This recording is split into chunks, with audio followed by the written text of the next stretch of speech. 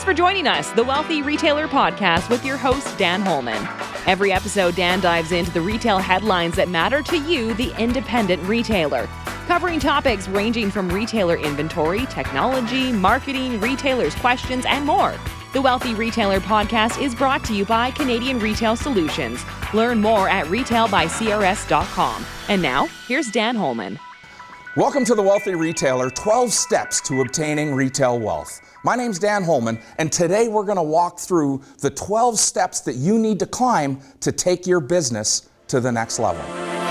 Identify your foundational values. Foundational values are really your core values. Core values are really those guiding principles. It's the way you do what you do.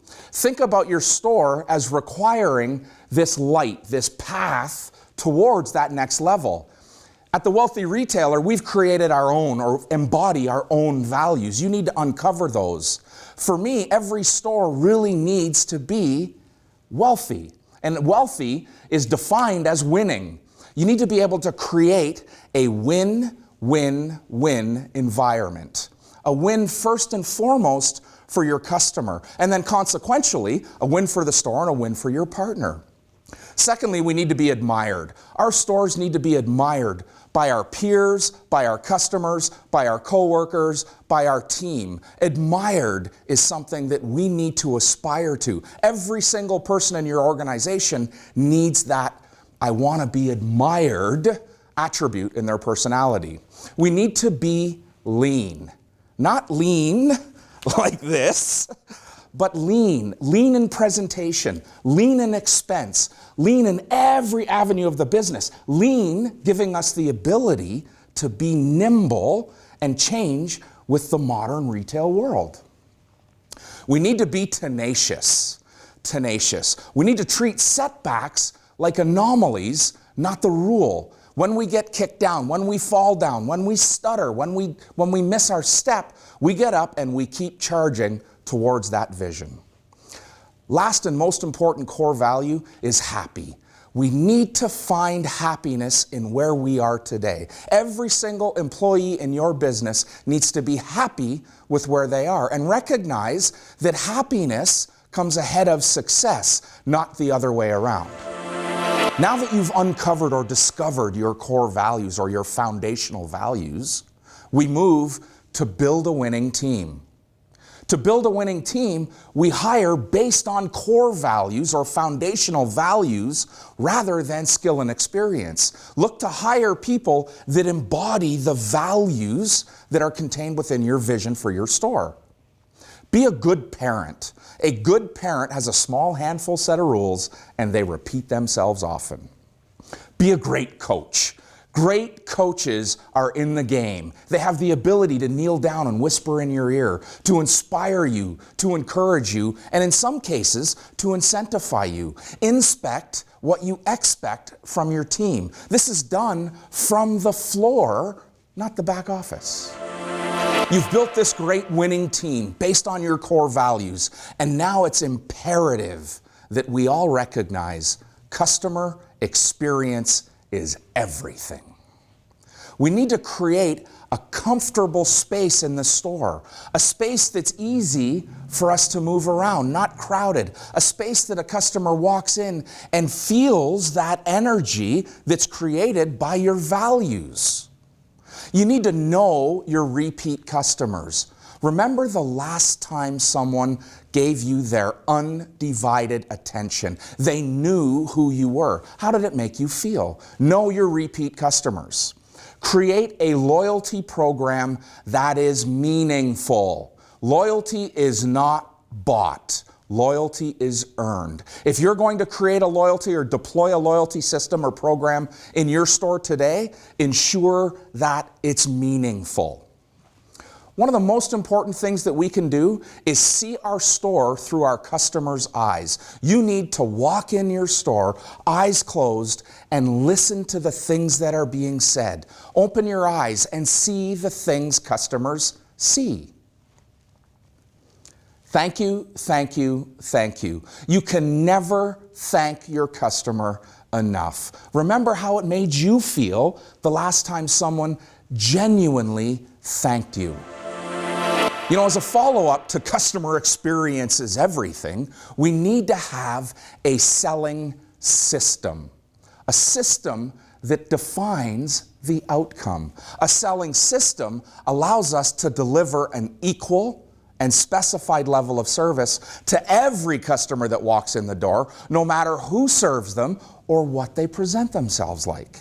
You need to know the 5 steps to a successful sale. Greet your customers. Engage your customers. Understand your customers' needs. Present total solutions to those needs. Handle your objections and close your sales.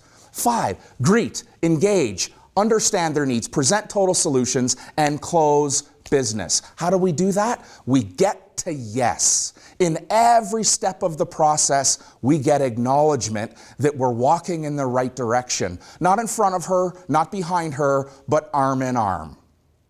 Create ambassadors in your stores, not customers.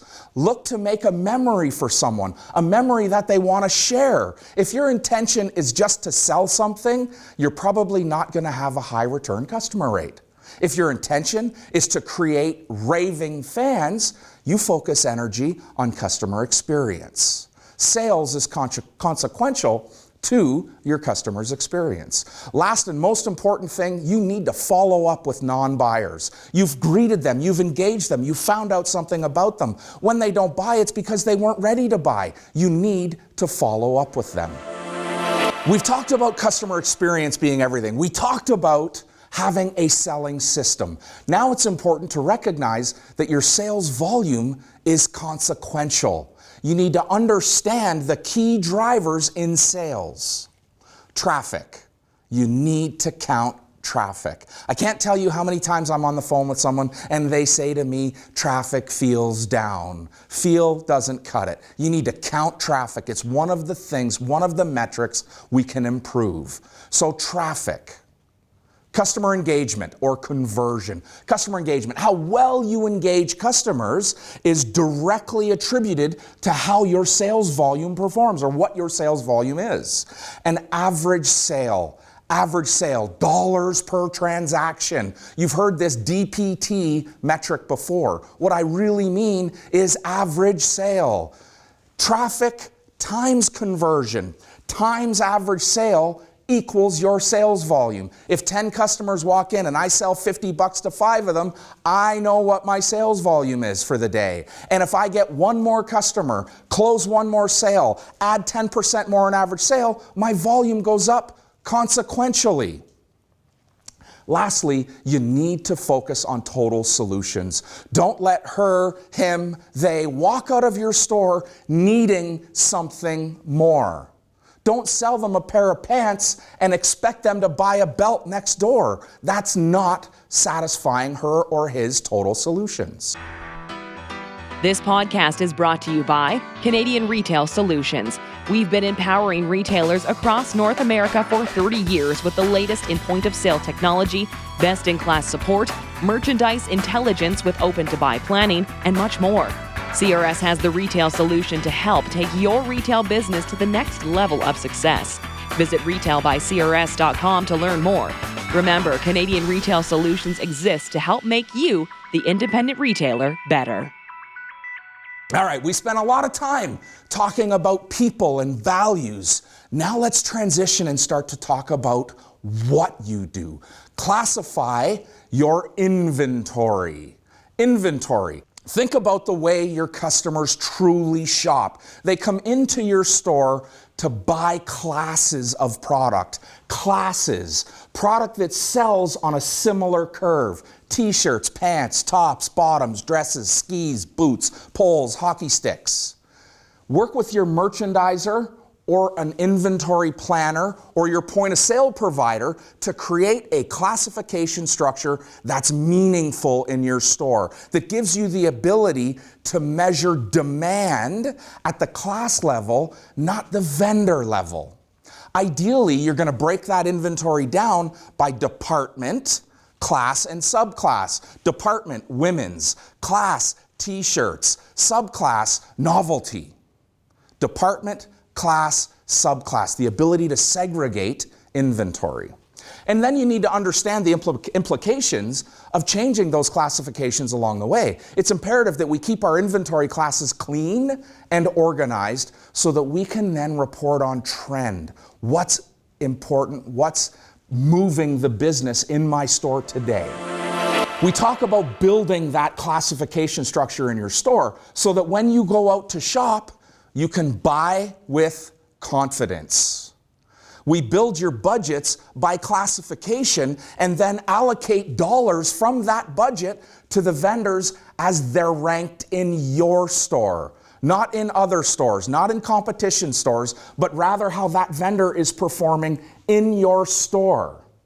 You need to see yourself as a personal buyer, looking to fulfill the needs of your customers' predetermined wants and needs. The needs that she has or he has already told you that they want. Think about when you're buying, putting a name on every single item that you buy.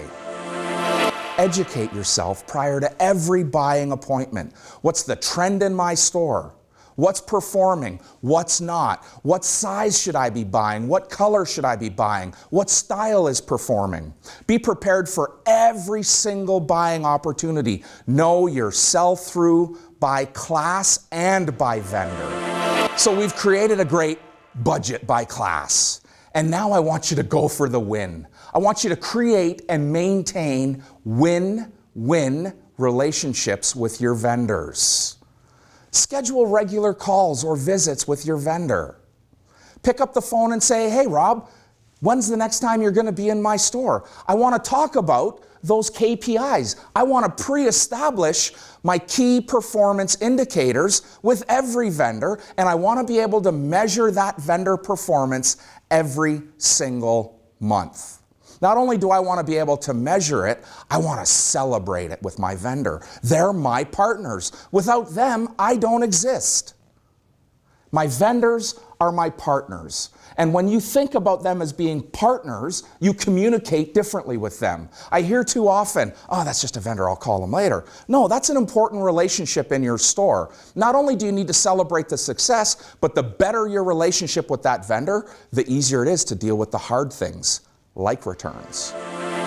Just as important as vendor relationships, you need to have a merchandise rotation strategy. A rotation strategy that allows you to find the hot spots in your store. You know what a hot spot is? It's that place that no matter what I put there, it sells. We need to know where those hot spots are. You need a weekly rotation strategy to help maintain your store's freshness. Freshness, I can't say it enough, freshness. Fresh inventory drives sales. When was the last time a customer walked in and said, hey, show me something from last season? It doesn't happen. Customers respond to fresh merchandise with purchases and return trips. When you have a rotation strategy, that stale product that's in your store, it gets handled rather than ignored or forgotten about. If you're lucky enough to have a window display, you've got to change them regularly. Change them to represent your season and your changing assortment. Just as important as that rotation strategy in your store, we need worth-based pricing. Worth-based pricing means that we maintain a strategy that places real value on your inventory. You need to start thinking in retail dollars, not cost dollars. You and I are the only ones that care how much you paid for something. What she cares about is how much she has to pay. You need to continue asking yourself, what will customers pay for this? What will my customer pay for this? Remember that margin dollars come from selling goods, not pricing them. Avoid using those standard markups. Ignore MAPs in your store. I say it quietly, ignore minimum advertised pricing rules in your store. Start inching your prices up today, not down. When it comes to Scotch, the older the better and the more we'll pay for it. That's not the case with your inventory. Kill the virus, prevent disease. Your inventory is perishable. Treat it that way. Treat it that way by marking it down. Markdowns are an essential ingredient to maintaining a healthy inventory. You need to understand why you have the need for excessive markdowns and take preventative measures. We want to mark goods down as the season end is approaching, not once it's already completed. Take markdowns that sell goods, not hold on to them. You're a store, not a gallery. And when deciding on a markdown, ignore standard discounts. Ask yourself, what will my customer pay for this? When I ask you, I'm going to ask you, when was the last time you saw Colgate on 50% off? When was the last time you bought any packaged good at 50% off?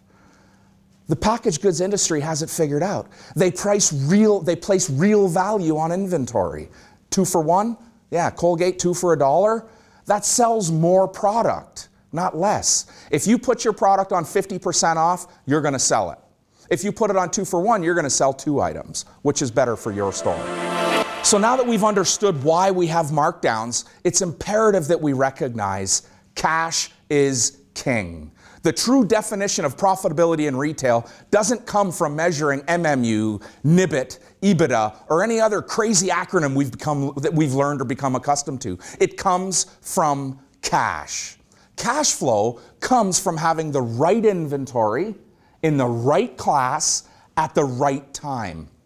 Growing profitable sales in every classification in your store means that you're feeding classes in the store, not vendors in the store. We want to give dollars to the classes in the store that are trending up and starve the classes that are trending down. Meaning you need open to buy every single month. My recommendation is obviously to work with a merchandiser or an inventory planner. Work with a plan that accurately forecasts demand, stock to sales, and monthly open to buy dollars. Create cash in your business right now. Retail wealth is not this elusive thing. There is, in fact, wealth at the end of the retail rainbow. Head over to thewealthyretailer.com and check out more of our steps to becoming a wealthy retailer.